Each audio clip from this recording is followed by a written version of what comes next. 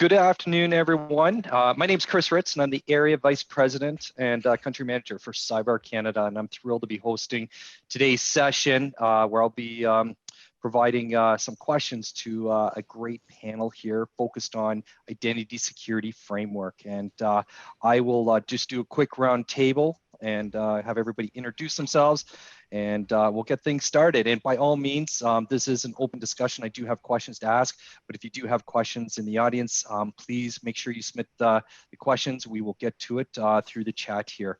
So I'll start with you, Max, if you can do a quick introduction of yourself. Sure, it's a pleasure, Chris. Thanks. My name is Maxim Zaiko, and I'm a director within Royal Bank of Canada for Identity and Access Management Engineering, specialized in privileged access management and authentication. Awesome. Thank you, Maxim, for joining us. Gerry, over to you. Thank you, Chris. Gerry Owens. I have 35 years experience in both technology as well as IT risk and identity and access management.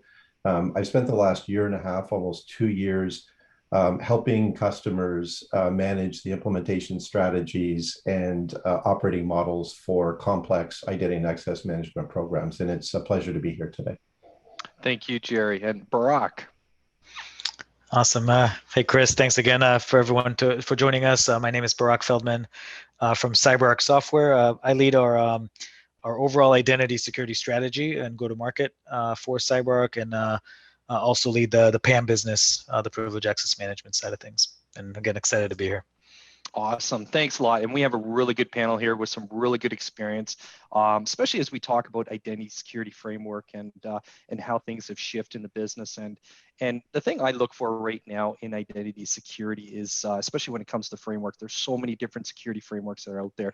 There's SWIFT, there's ISO, there's the Nist security framework, GDPR, HIPAA, NERC CIP. And the one that really stands out to me that I've been paying a lot of very close attention to is really the Nist Zero Trust architecture, which was built for identity security. And the one thing that gets me excited when we talk about identity security and the explosion of identities is at the core of the Nist architecture, and this is something we've always believed in at CyberArk, is it's really the core foundation of privileged access, right? Privileged controls that are there. And 3 key policies. They've got the policy engine, the policy administrator, and the policy enforcement point, which is all tying back to the privilege side of things. So very interested to have a discussion today to talk about where is identity security going, what's going on with the frameworks around that. So we'll get things kicked off, and we'll start it off simple. We'll dive deep into some of these questions here. But so for my first question, how is identity security impacting the business landscape today? And Max, we'll start with you. Sure, sounds great. Thanks. In today's world, identity security is in large demand. And, as the business landscape is transforming, the workforce is increasingly modernizing with respect to where and how they want to do work, right? Many IT organizations are moving from on-premise software to on-demand cloud-based services. And as most enterprise IT adopts to these cloud systems while keeping the on-prem solutions, controlling who has access to which application becoming increasingly important, which also introduces new set of identity management challenges. The number of workforce identities in the enterprise has grown very quickly, and that introduces risks of identity-related breaches, either through phishing attacks, social engineering, or brute force attacks. We're now in the era of millennials as well. Millennials make up the large portion of the workforce. Additionally, that modern workforce is more mobile and remote. So employees expect access to their apps from any device, from anywhere in the world. And IT teams are increasingly challenged to manage that remote employees, to give out user access and securely, protect the company's data. Each new technology opens the door to increased risks, especially third-party applications that are either approved or not, or set up by IT. So it's very important that access is securely managed today. And the challenging part today is the competing priorities between reduction of cost, user experience, efficiency, effectiveness, as well as the security aspect of it. Absolutely. And you bring up some really good points there. Gerry, I'll pass it over to you. You bring 25 years experience both on at the enterprise bank level and also on the consulting side. What's your opinion around identity security and how it's impacting the landscape? I think Maxim has really covered some fundamental points that have truly evolved identity and access management and how the business truly does look at it, how it's impacting the business. I read an article yesterday on LinkedIn that had talked about this concept of the new gig workforce, and as we talk about millennials and their impact on the use of technology and where identity management becomes more strategic for those. The gig workforce, those that have a bunch of different sort of jobs, not one huge sort of career job, but have pockets of little jobs and job efforts that have required this increase of access to these individuals. And the volume of the amount of people that are in the gig workforce have given rise to an even more increasing volume of access requests for certain systems that haven't given companies the luxury of being able to spend time around a framework and decide how, in fact, they're going to connect and make sure all of the same security strategies are in place, because the velocity and the rapid nature of their onboarding is quite unique to what we would have been accustomed to in a more legacy type environment. So it's made a dramatic impact in a bunch of different areas that Maxim has covered in great detail. I love it. And that's what I love about this panel, because both you and Maxim are coming from the end customer side, the enterprise side. And Barak, you're coming from the vendor world. I'd love to get your input on how identity security is impacting the business landscape from a vendor view. Absolutely. So I'll start by reiterating some things that both Max and Gerry said. I think it all boils down to speed, right? We're in an era where we want to bring to production, right, and bring to our customers applications as fast as possible and with the best experience possible. And there's a demand out there, right, to be able to use the tools I'm comfortable with. We call it bring your own identity. One of the examples we heard from one of our customers in the post-pandemic era, where onboarding, and Gerry kind of mentioned that onboarding a new user. You don't even meet them, right? They're not coming to your office. We're not shipping them anything, right? They should be able to purchase their own device and sign up to the organization in an ad hoc manner and immediately have access to their data. So speed here is critical. Chris, you asked about the vendor side. One of the areas that we're seeing is, and we talked about it in our session earlier, in the past, there was a very clear line of identity types, right? Hey, this is an IT person, this is a workforce, this is a vendor, this is a service account, right? Where today that line is blurring more and more. Every identity in the organization, regardless if it's an employee, regardless what type of role they have, regardless if it's an external employee or an automation tool, they have high risk access to data. And to Max's point, the interrelationships between those assets has exponentially grown. So really, because the line blurred, we need to constantly think about runtime authorization, runtime permissions, right? How do we give the user just the permissions they need to do their job? It needs to be quick, but from a security perspective, let's make sure that we have full visibility into it and that they only have the right permissions they need to do their jobs. Yeah, well said. And I'll throw in my 2 cents here too, because I see a lot of the discussions here is, a large enterprise organization. I was talking to an executive around digital transformation. That's obviously a key enabler for identity security. And a lot of organizations have built out a 5 to 6 years view on what they want to do, whether it's more cloud applications, creating a more work-life balance, having people work from home. And he basically said once COVID hit, that strategy was thrown out the door, and they morphed their strategy within a 12-month period as opposed to a 5 to 6 year period. And he says that strategy is here to stay.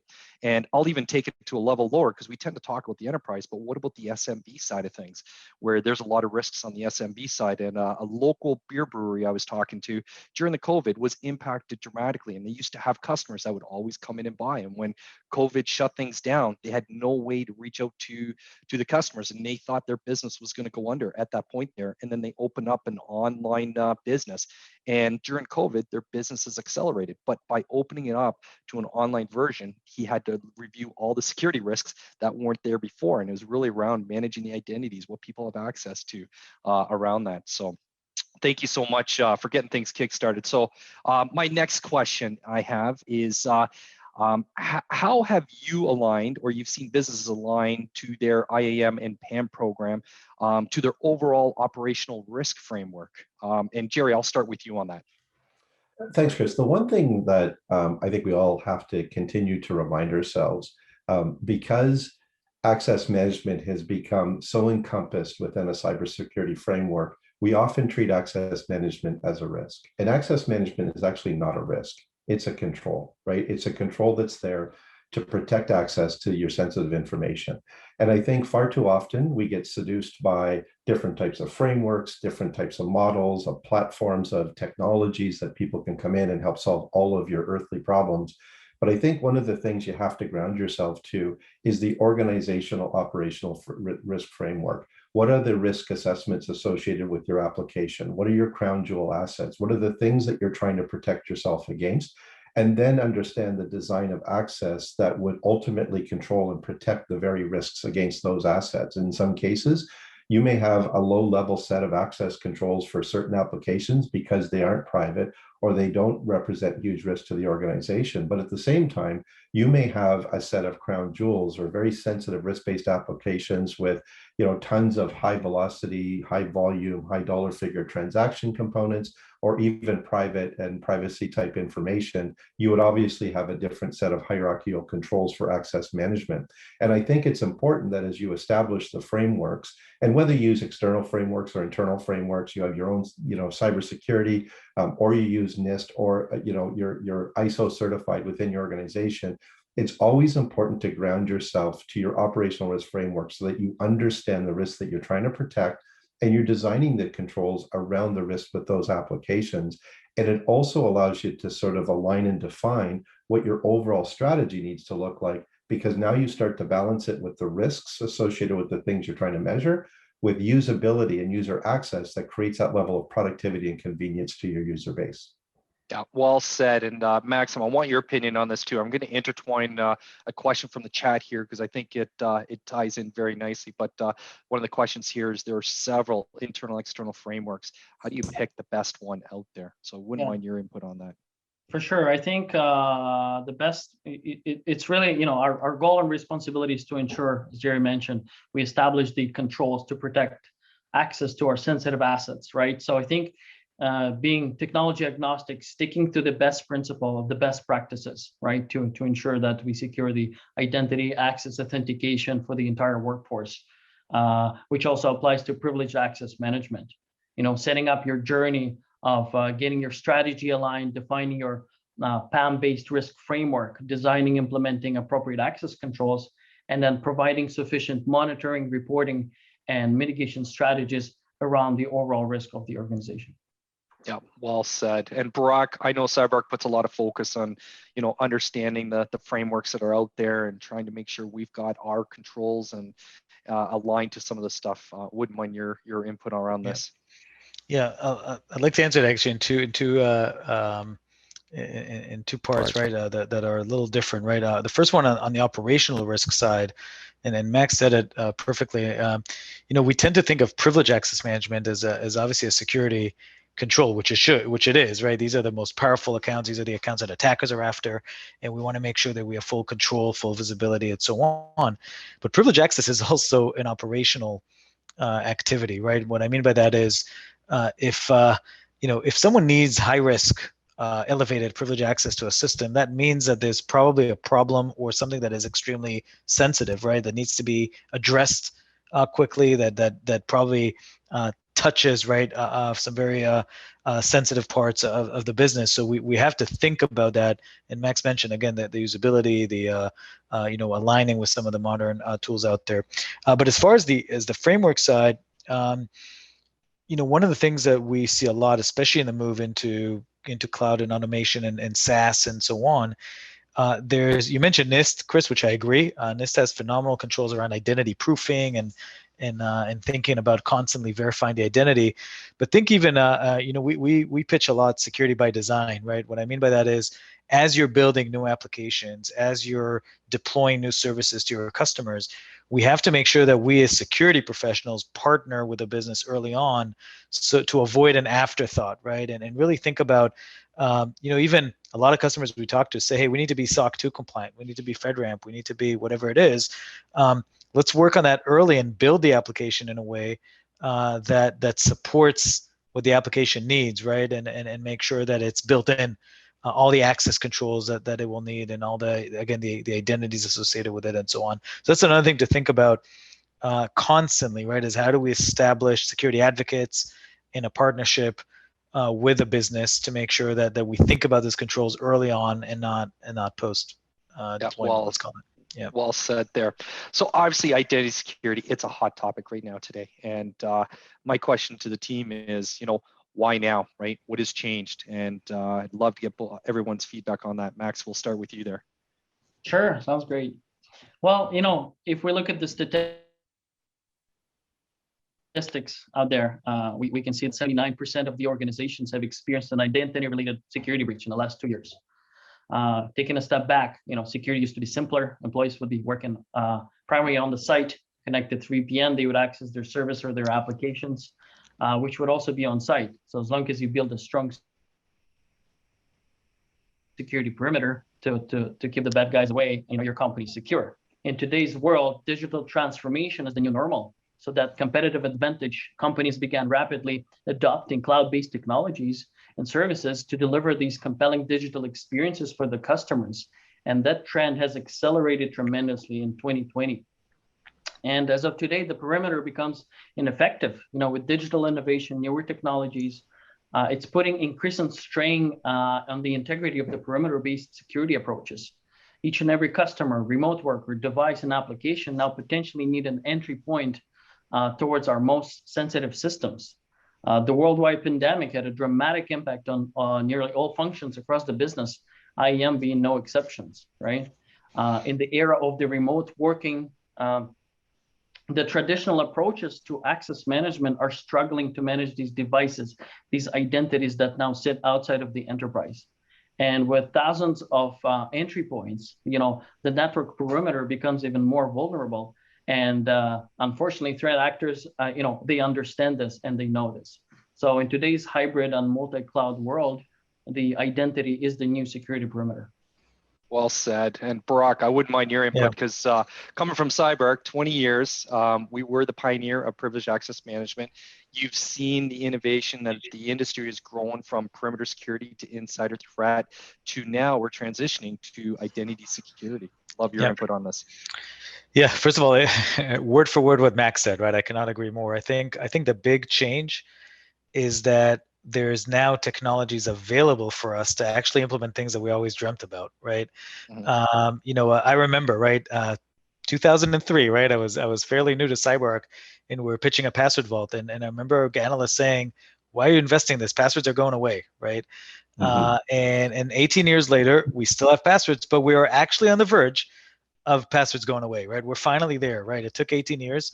And that's the point. I think Amazon, Microsoft, Google, and a few others, right, have now provided us the abilities to actually implement a lot of those, again, not just passwordless, which is one example, but the whole concept of dynamic zero standing access and the concept of allowing anyone to join from anywhere.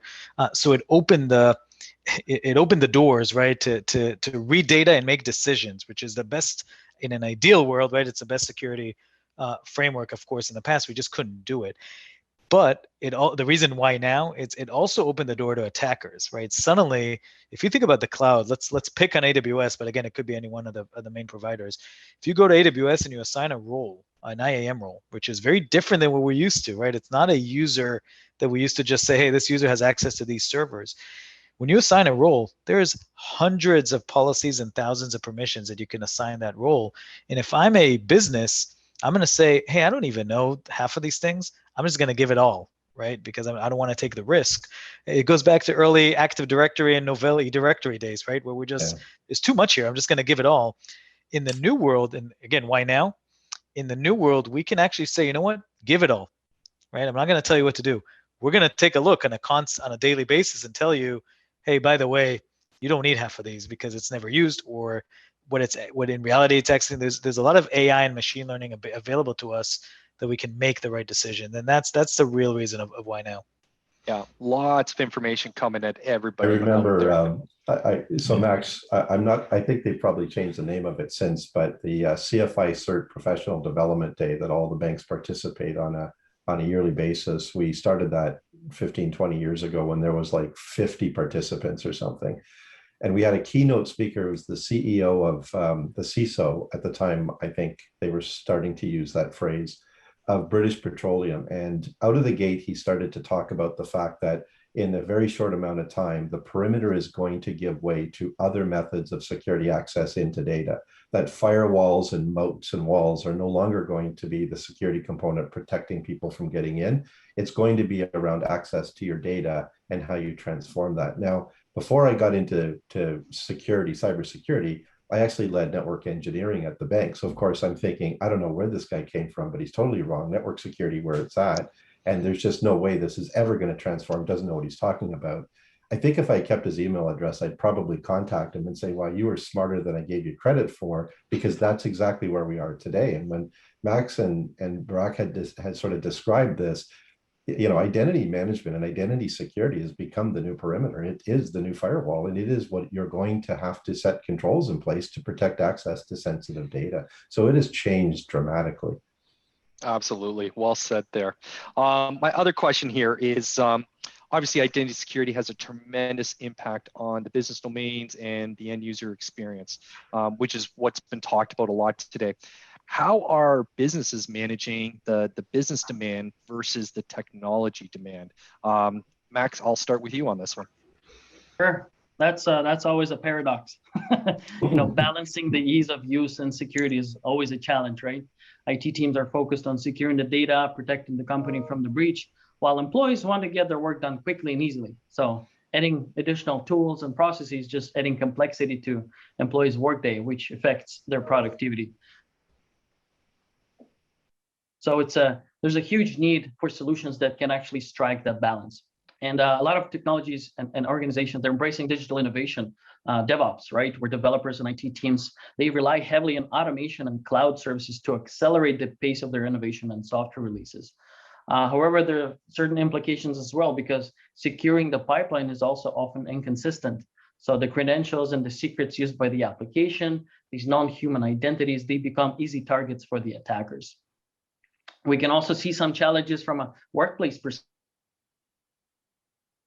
perspective of the battle between usability and security, where I bet you people still write their complex password on sticky note and put it up on their computer. So really finding that balance, it's challenging. One of the simple examples would be establishing a single sign-on, right? Enabling this additional layer of security for authentication, while also eliminating the need of employees to remember their passwords, which is kind of a win-win on both sides. As Barak mentioned earlier, some of the things that we can take to adapt to this is security by design approach, that cooperation of security teams into the development cycle to build out that architecture. Focusing on simplicity, right? Simpler code has lesser vulnerabilities and would also allow lower possibilities of users doing anything that would compromise the security of the application. Implementation of biometric authentication gives great advantage. People will love it, right? It will replace the need of remembering passwords, and it will also eliminate the risk of a data breach through stolen passwords or credentials. And another one that I would like to mention is the engagement of the users within the enterprise. Because security is not solely a technology challenge, it's also a people challenge. So people need to understand and be aware of these security aspects and implication. This will also enable them to avoid risky behaviors and allow them to escalate if they see something suspicious. So making your employees active participants as part of your security awareness program would prevent your enterprise security from being compromised. Well said there, and I agree 100%. People are always the weakest link within the security chain for everybody. Gerry, I wouldn't mind your opinion on this, just because you come from the user experience side, and now you've been consulting a lot of organizations. How are business managing the business demand versus technology demand? Yeah, I can't express what Max has just gone through any better than what he's just described. But what I will say though is that I think access management has always been a control based on fear. We've known so little about the environments we're trying to protect that we just laid in the highest level of security controls around everything that we could possibly worry about, which then always translated to bad user experience. And so there's always been that natural tension, user experience versus the amount of security you put in place. But Max also described a number of evolutions, and Barak had talked about this as well, that we have this new era of art of possible with technology that changes the way in which we can view access. Customers and clients and businesses are becoming more informed in terms of the assets that they have to manage against. It's always been an issue of data quality. They're becoming more intelligent in terms of the assets that they need to protect, whether it's the hardware assets for like servers and topologies, or whether it's crown jewel assets in terms of applications and data. But the more that they understand in these environments, the more that they can then tighten controls around the things that matter and not necessarily have to advocate for these strong controls all over the organization, which creates bureaucracy, complexity, and obscurity, and then therefore impacts the business. I also say that businesses are starting to get more attuned to their accountabilities and access management. So as we said earlier, it's designing this into the applications, having conversations with the applications early in their cycle stage, so that as they're developing these, they're following standardization that's giving, I think, quick access and productivity to people that actually have to access that type of information. And then I'd say things like, AI and machine learning that now give you better perspective as to what people have actually got access to versus the things they're actually going after, and using that as a mechanism to help you continue to inform the organization as to what access is really required, and not relying on complexity of things like attestation reports and certification reports and things that are incredibly static, probably not well articulated, and somewhat bureaucratic, doesn't necessarily provide controls in the system. So I think the technology we have in place today is making it far more possible to strike that balance between usability and security simultaneously. Great answer. We do have a question here. I'll throw it out to anybody who wants to grab it. How do we mitigate the security testing, penetration, vulnerability, etc., risk when using a new security framework, especially while integrating with multiple cloud solutions?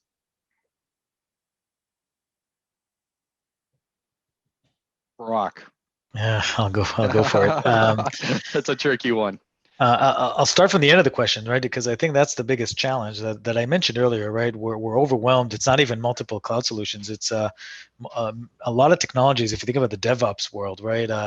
It's a whole slew of different technologies that are out there, and to your point, right? The penetration test, the vulnerability testing, they usually it's funny. It aligns with even what we just heard from Max and Gerry.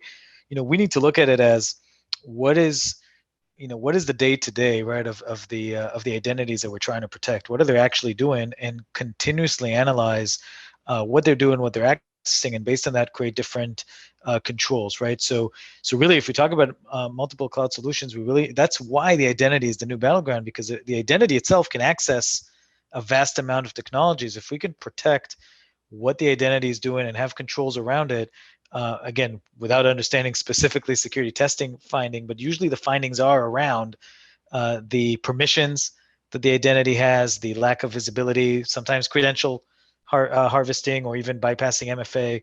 That's usually where we're at. So I'll give you one quick example. Think about the endpoint, the workstation, right? That's where the attacker usually lands. That's where usually attacks start from.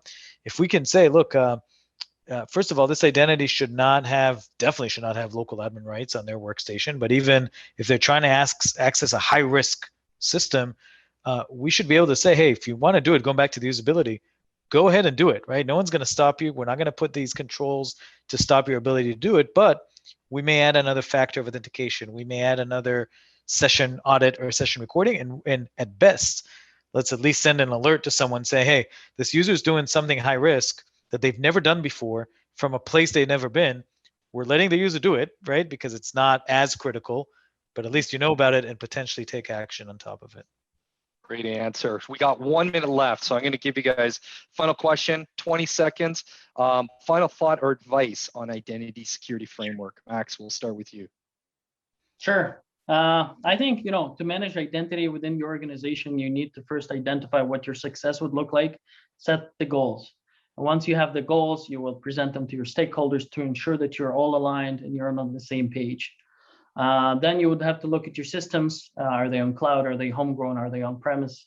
Determine what you're committed to keep versus what you want to replace.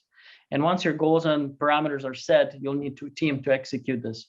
You'll need to get buy-in from your leadership, from your employees, across multiple departments that will be able to test this solution for ease of use. And identity security eventually offers you that peace of mind that your most critical assets are secure while accelerating that business agility. Well said. Gerry.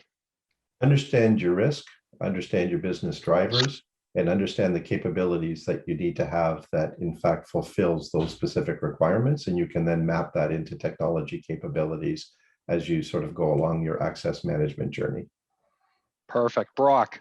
Yeah, I'll add, reiterate what Max said around critical infrastructure and focus there as a starting point, make sure they're protected. And then, it's identity security. It's more than identity access, right? So think about end to end. And again, the principle of least privilege, right? The least permissions possible to do the job. And there we have it.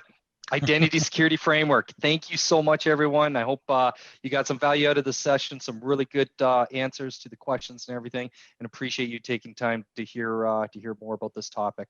Have a great afternoon, everyone. Thank you. Thank you.